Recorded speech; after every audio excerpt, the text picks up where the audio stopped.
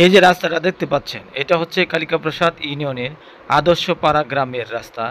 এটা রেলের কারণে এই যে রাস্তা মেরামত করা হয়, সবসময় এই জায়গাটা খালি থাকে। এখানে মানুষ খুব কষ্ট করে যাতায়াত করে। তাই আদর্শ গ্রাম শিক্ষা সমাজ উন্নয়ন সংগঠনের সকল নেতৃবৃন্দ অনেক চিন্তা ভাবনা করে এই রাস্তা মেরামতের, উনি হচ্ছেন জাকির মিয়া, যার উদ্যোগে এই রাস্তাটি মেরামতের কাজ চলমান আছে। এটা শিক্ষা সমাজ উন্নয়ন সংগঠনের সকল সদস্যবৃন্দ মিলিতভাবে এই রাস্তা মেরামতের কাজ করতেছে। এটা সত্যি একটা প্রশংসার দাবি রাখে, এমন উন্নয়নমূলক কাজ যেটা আসলে সরকারের করার উচিত ছিল। দীর্ঘ আমার মনে হয় ২০ বছরের মধ্যে এই জায়গাটা মেরামত করা হয় না, সবাই শুধু দেখে কিন্তু করতে চায় না।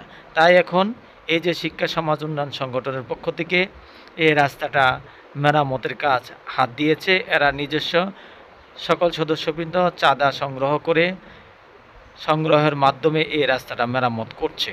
আসলে এটা বিশাল বড় একটা সমাজ উন্নয়নমূলক কাজের একটা অংশ, যেটা আসলে সরকারের করার কথা ছিল, কিন্তু বিভিন্ন সময় বিভিন্ন কারণে হয়তোবা এই রাস্তা মেরামতের কাজ হয় না।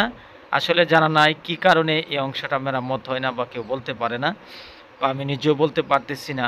কিন্তু সবসময় আমি দেখি এই যে রাস্তায় ওই দিক দিয়ে পাকা হয়েছে, এই পাশে পাকা হয়েছে, কিন্তু রেলের এখানে এসে কোনো ধরনের উদ্যোগ নাই। এভাবে রাস্তা দীর্ঘদিন ফেলে রেখেছে।